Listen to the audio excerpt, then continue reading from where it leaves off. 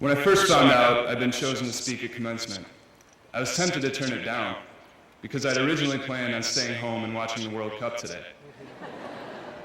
But I guess this takes precedent. If I could go back in time to my freshman year and visit my 18-year-old self, I would smack some sense into him. Once for the backward baseball hat he was wearing, once for the awful emo music blaring through his headphones, and once, with extra force, for his dreams of becoming an investment banker.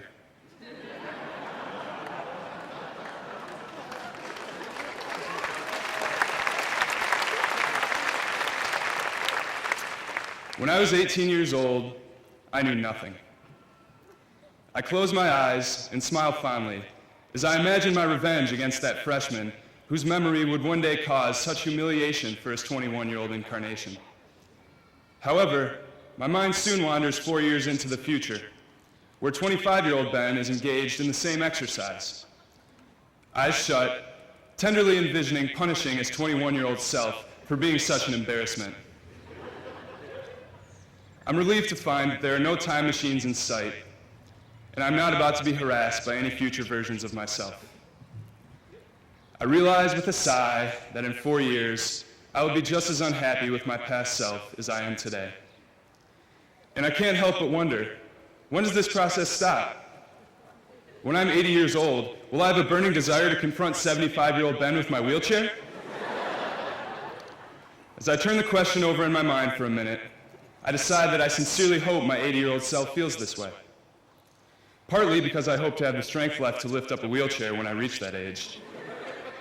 But mostly because it will mean that I have learned something over the previous years. If I look back today and found myself completely satisfied with the way I was as a freshman, it would be a sure sign that I've wasted 4 years, not to mention lots of my parents' tuition money. So what have I learned at K College, and why does it matter? Once again, my mind wanders back to my first fall at Kalamazoo, when I took a freshman seminar called Inside the Hallowed Halls. The topic was college life, and among other things, we discussed the value of a college education. My professor, Dr. Stauffer, stressed that college was not about memorizing every theory and intricate detail in class. Those things are part of the process, obviously. But the real beauty of going to college, he said, is the opportunity to make your mind a more interesting place to live. Not just for the 4 years we spend here, for the rest of our lives. And while I really hate to invoke a corny K College slogan, the phrase "for and forever" is pretty much unavoidable at this point. Fortunately, it happens to perfectly encapsulate what I'm trying to say.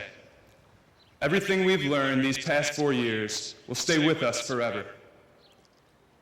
One thing I've learned is that inspiration comes in unexpected places. To put it slightly more bluntly, you really don't learn all that much from class. The stuff you do learn, the stuff that matters anyway, rarely happens in the conventional way. My favorite example of this comes from my study abroad in Madrid, where we took classes on Spanish language and culture. I'd like to think I learned a little bit from class about the way Spaniards live and the way they speak. But I can guarantee you that it was not in class that I learned how to teach a team of 8-year-old Spanish girls to shoot a basketball, or how to cancel a stolen credit card from a foreign country, or how to talk the Madrid police out of arresting my poor American friend. This kind of learning isn't limited to study abroad either. To the best of my knowledge, Kalamazoo College does not offer a class on how to tell a girl you love her, or how to talk your friend through depression. Nevertheless, these are things I learned while at college, and maybe some stuff about supply and demand too. But while my economics degree might land me my first job, all those little graphs and equations that I've studied won't carry me through life. What will stick with me is the creativity and problem-solving skills it took to balance all that studying with 2 sports, an internship, and a social life. Are these skills worth the tuition price? Ask my parents, they're in the crowd. But I would answer that question with an emphatic yes. These are the things that matter, and these are the things that you'll take with you wherever you go, because the learning process never stops. We're supposed to question the things we learn, the things we do, who we are. That's what makes life interesting. When I'm 80 years old, I want to be shaking my head at how clueless I was when I was 75, because that would mean that I'd still be learning how to make my mind a more interesting place to live. Hopefully, we can all look back on these last 4 years and see how much we've changed. And 4 years from now, when I look back on what I've said today, I'll realize how ridiculous it sounds. But for the moment, it's all I've got. Congratulations, class of 2010. Never stop learning.